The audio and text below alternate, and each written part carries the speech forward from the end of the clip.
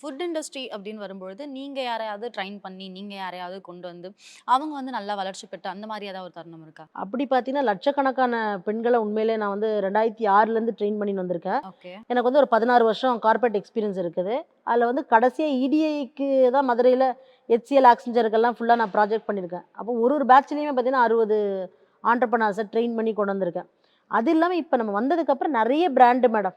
அ இப்ப வந்து பார்த்தீங்கன்னா, ஃபேமஸா இருக்கக்கூடிய பிராண்டுன்றத விட சொல்லலாமான்னு எனக்கு தெரியல. ஏன்னா, அந்த விமன் ஆண்டர்பிரினியர்ஸ் என் நேம எங்கேயுமே பயன்படுத்துறதில்ல. ஏன்னா, அவங்களோட ரெசிபி வந்து நம்மளோட ரெசிபி. ம். ஏன்னா நம்மளோட ஃபார்முலாவ வாங்கி தான் அவங்க பண்றாங்க. நம்மளது வந்து ஒரு ஃபார்முலா தரோம். உங்களுக்கு ரசம் வேணுமா? பிரியாணி வேணுமா? சிக்கன் 65 வேணுமா? இல்ல யூனிவர்சல் கிரிஸ்பி ஃப்ரை வேணுமா?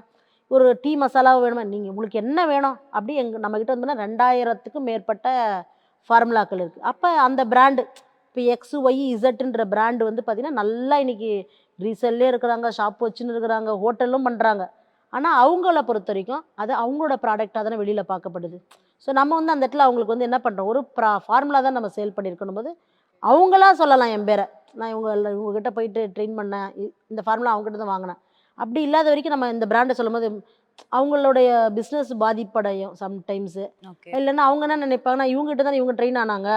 அப்பனா நானுமே அங்க போயிடலான்னு மக்கள் நினைப்பாங்க. அந்த மாரி இதுக்கு பேர் வந்து ப்ரொஃபஷனலா எத்திக்ஸ்ன்னு சொல்லுவோம். ஸோ அதனால நான் அந்த ப்ரொஃபஷனல் எத்திக்ஸ ஃபாலோ பண்றது. ஒன்ஸ் வந்து ஆண்டர்பிரினர் உருவாகுறாங்கன்னா, அவங்க நம்மகிட்ட ட்ரெயின் ஆவுறாங்க, அவங்க போறாங்க. அவங்க நம்ம பேர சொன்னா சந்தோஷம். சொல்லலையா அத பத்தி கவலையே இல்ல. நம்ம அடுத்த ஆண்டர்பிரினர உருவாக்குறதும், புதுசா வர பெண்களுக்கு எப்படி வந்து தொழில் செய்யறது, பொருளாதார ரீதியா முன்னேறுறது, எமோஷனலா வீக் ஆவாம இருக்கிறது. சரிங்களா? மெயினா விமனோட ப்ராப்ளம் வந்து பார்த்தீங்கன்னா, அ எமோஷனலா ரொம்ப டவுனா இருப்பாங்க. ஏன்னா சோசியலா சப்போர்ட் இல்ல. சமுதாய ரீதியா வந்து பார்த்தீங்கன்னா, எல்லாருக்கும் ஒண்ணும் சப்போர்ட்லாம் இன்ன வரைக்கும் கிடையாது. நீங்க ரொம்பவே படிச்சிருக்கலாம், எல்லாம் பண்ணியிருக்கலாம். பட் சப்போர்ட் சிஸ்டம் வந்து இன்னைக்குமே ரொம்பவும் கம்மி தான். ஆனா, போராடுற மனநிலை இருக்கணும். அத நான் வந்து சொல்றது என்னன்னா, அது வந்து மென்னா இருக்கட்டும், விமனா இருக்கட்டும். ஆண்டர்பிரினர்ஷிப்ன்னு வந்துட்டீங்களா, போராடுற மனநிலை இருக்கணும். முக்கியமா ஃபுட் இண்டஸ்ட்ரியில போராடுற மனநிலை இருந்தே ஆகணும். இருந்தா மட்டும் தான் அதில காசு பண்ண முடியும். இப்ப யாரு போராடுறாங்க அப்படின்னு பார்த்தீங்கன்னா, அந்த போராடுற மனநிலை யாருக்கு இருக்குன்னு பார்த்தீங்கன்னா, அவங்க எக்ஸ்ட்ரார்டினரியா சொல்லுவாங்கல்ல, நான் எப்படியாச்சும் இதில என்ன பண்ணணும், அடுத்த கட்டம் போணும்னு இருக்கும்.